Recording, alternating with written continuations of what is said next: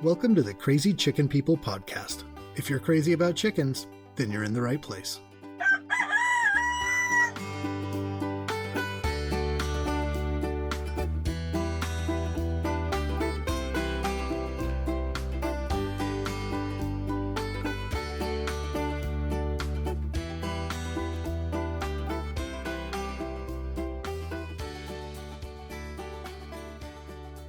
Hello, everyone.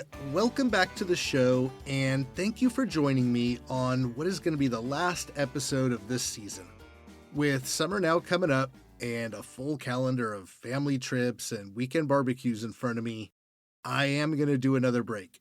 Give myself a chance to soak up a little free time and come up with some new things to talk about when we do come back in the fall. And I do want to say thank you to those listeners that have been emailing me recently and giving me some really good ideas for future episodes. I super appreciate all those tips, and I really look forward to digging into some of those this summer. Now, something else I'm going to be doing this summer, and I want to talk about it a little bit today, is trying fermented feed. I'm also going to go over a top 10 list of what I think have been the most important chicken care tips that I've learned in my time keeping chickens. And some of the stuff that I've learned just because of doing this show. Now, some of them we have hit on in past episodes, but I think they're all important enough to touch on again. But I want to start with that fermented feed. I've considered doing this quite a few times. I just wasn't ready to pull the trigger on something that would be such a big change to my routine. I've gotten pretty used to only having to fill up those feed barrels once a week or so, which has been really nice. In fact, that's something I'll hit on a little bit when we go through that list. But fermenting is something I've always really wanted to try. And I think with a little extra time this summer, it seems like a good time to go for it. Now, if you've never heard of this, fermenting feed is the process of soaking your chicken's feed in water until it starts to bubble and ferment. Now, from what I've read, you can do this with crumble or pellets, but using feed made of whole grains is definitely the better way to go.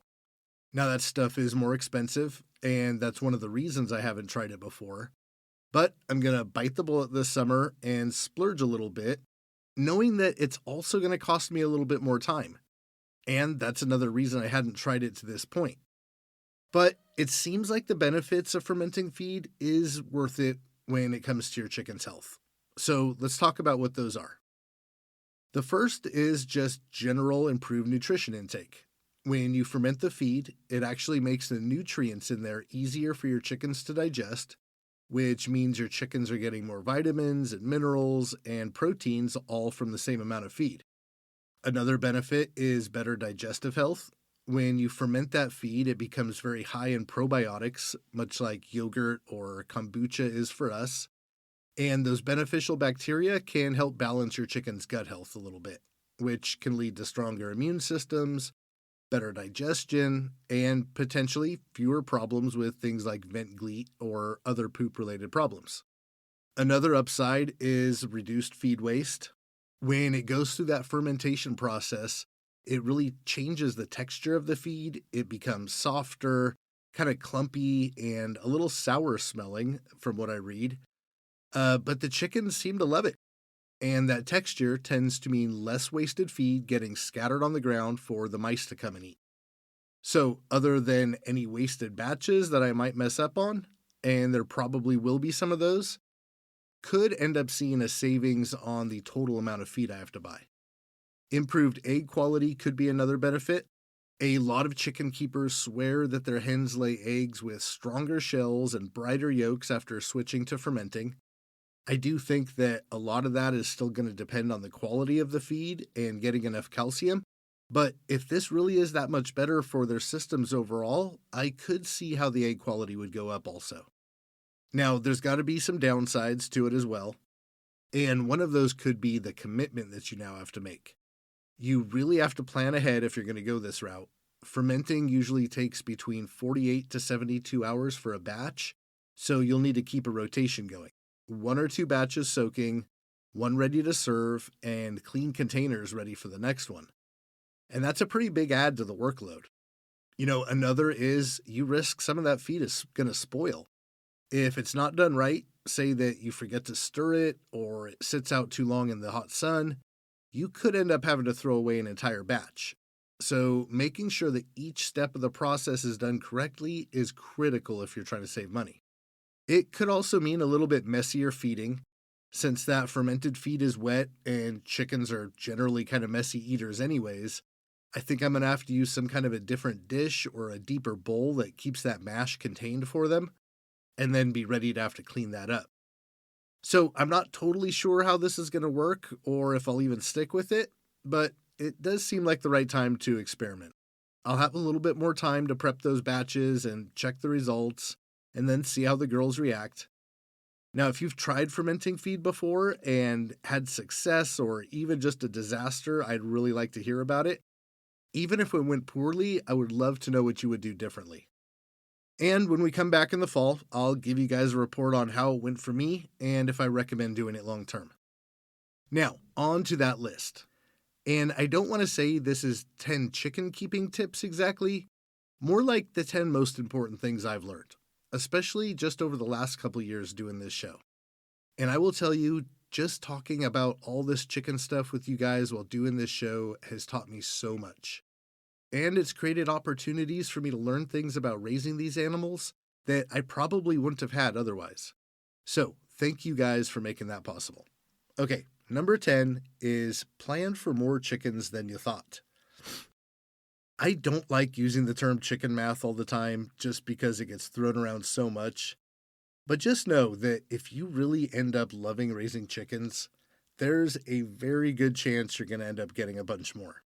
So, bigger coops and runs, bigger brooders, ready for those chicks as they start getting bigger, all that stuff. If you're just starting a new project or even just planning it in your head, I don't think you'll ever regret having made more room for your chickens. All right, number 9 is the importance of being prepared to keep learning. You know, there was a point, even before I started doing this show, I really thought I was getting to that point of having it all figured out. The coops, how to feed them, the cleaning and knowing the right nutrition. I really felt like I had chicken keeping down. Then I had to deal with new problems, sick chickens that I didn't know how to help, or injuries that I couldn't take care of. Then you try to go figure that stuff out and end up reading about a bunch of other problems that could pop up that I've never even heard of. And that can humble you real quick. Now, the only thing that I'm really sure of is that I definitely don't know everything there is to this. But I'm willing to keep learning as new challenges pop up, and I think if we're all willing to do that, we can be more confident when things do happen. All right, number 8 is be willing to invest in easy to maintain feeders and waters. It took me a while to figure out that big buckets of water and high capacity feeders make weekly chicken chores much easier. I've got a pile of devices in the barn now that I've tried in the past. They're just sitting there collecting dust because I was trying to get away with using whatever I had around or what I could find for cheap. And I ended up wasting a lot of time and money on stuff that I don't use anymore. Having larger containers that can hold enough food and water for a week and are good at keeping the dirt and stuff like that out are just the way to go. Our time is valuable, and I'd rather spend it watching my chickens play than filling water dishes every day. All right, number 7 is the importance of closely observing your flock as often as you can. I know we've hit on this before, so I'll be quick about it, but this really is the best way to get to know your birds and all of their individual quirks and habits that make them unique, how they act when they're healthy and feeling good, how they interact with other chickens, who's in charge, and if any of them are getting bullied too much. You know, it's amazing how much you can pick up on just by watching them interact with each other. It can be super entertaining, and most importantly, it really helps you notice when something's wrong. Sometimes those tells are really slight, but if you know those chickens well, when you do see one of them acting a little off, it can give you an early warning that something might be coming on. And that leads me right to number 6, which is learn the signs of common health problems. Spotting the early signs of an egg-bound hen, or knowing what the first stages of heat stress look like, those can be the difference in getting your chickens the help they need before it's too late. When you do see them acting out of sorts and you're not quite sure what it means, I'd recommend doing what I do. Go to YouTube. There's usually a video on just about any symptom that a chicken can show, and I usually have pretty good luck figuring out what's going on by searching for what those physical signs are telling me. So if you notice some extra icky poop sticking on their fluffy butts, or a chicken who doesn't seem to want to move around, you can feel confident in getting them the right treatment when you know exactly what the problem is. All right, number 5 is learning to be patient with roosters. You know, just bringing this topic up makes me think about Jeffrey and all those times he would jack me up, all the times I had to sit there and take a beating from him. But it also reminds me of the time when the work that I put in with him did pay off. When he was sweet and would let me feed him by hand or walk him around. It wasn't always good times, but I'll never regret putting up with all that stuff because otherwise I wouldn't have had all those good memories. I know sometimes raising these guys can be tough, especially when they're first maturing. But I hate when I see someone posting on Facebook that their young rooster is being a pain, and they get a bunch of replies to send them to freezer camp. I know it can't always work out, and we can't keep all the roosters we might end up getting, but if you dedicate time to working with them and really give them a chance, having a rooster around can be one of the best parts of raising chickens. Number 4, and I'll be real quick on this one too because we have covered it a couple of times, but keep a good poultry first aid kit around, even if it's just the basics. I promise you will be happy you invested in it when you do end up needing it. Because there's nothing worse than finding an injured animal that you care about and not being able to take care of it because the stores are closed. I'm not saying you have to have a supply of every medicine out there or anything like that, but when your chicken gets cut up, you need something to clean those wounds, to stop the bleeding, and to get her bandaged. All right, probably beat that one up enough, and that'll maybe be the last time I talk about it. On to number 3. Keep that water fresh. This is especially important in the summertime when the water can get really warm depending on where you live. Then it doesn't matter to me how much those buckets can hold. I'm still changing them out just about every day. But year round, making sure your flock has fresh, clean water around to drink is super important. This is one of the reasons I like those 5-gallon buckets, with the little water cups drilled into them. The water in the bucket stays clean, as long as you are cleaning them out every once in a while. You got to do that. You don't want the algae taking over. But having that set up, it's really easy to clean out those little cups throughout the week if some stuff gets in there. If you keep them up high like we talked about, so they're not constantly getting dirt kicked in them, that does help. I know that chickens will go and drink out of dirty puddles or just about anything that's caught some water in it when they're out free ranging. And I guess that's fine for them, just a little bit here and there. But their primary water source should be kept as clean as possible. That is such a big part of their overall health. All right, number 2 on this list could easily be number 1, and that is coop security. I remember early on when I was first really getting into this and I started joining some chicken Facebook groups, I had posted a picture of a coop I was working on, and I had asked if the 2x4 no-climb fencing I was using was good enough, and I got blasted on. I did not see that coming, and at the time, I didn't even really know what hardware cloth was, and everyone's telling me I needed it, and like I said, there was a time I thought I knew it all. Like, I know a raccoon can't fit through this, and just thinking everyone was going overboard. Well, it wasn't long after that I learned a raccoon doesn't need to get inside of a coop to do damage. And that was a hard lesson learned. Now, I say to go way overboard with your coop securing. As much as you can do. Doors need to be latched really well. You gotta stop wild animals from being able to dig underneath. The vents need to be secure. Protection over the top from aerial predators or ones that can climb.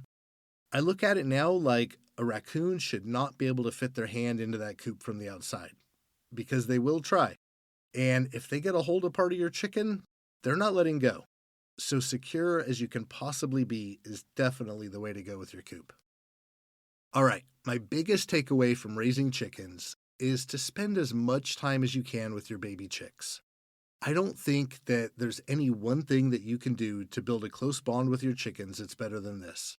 I know you can still bond with a mature chicken as well, but I'm telling you, when those chicks get used to seeing you every day and being picked up and carried around, just getting used to being close to you and learning that they can trust you, that carries right through into maturity. And it creates a bond that they just don't forget. I love having chickens who are comfortable enough to walk right up to me and jump up on my lap, and that can be hard to get if you don't build that trust early on. It does take some time and some dedication over those first couple months, but it is totally worth it. And really, all of this stuff is worth it in my opinion.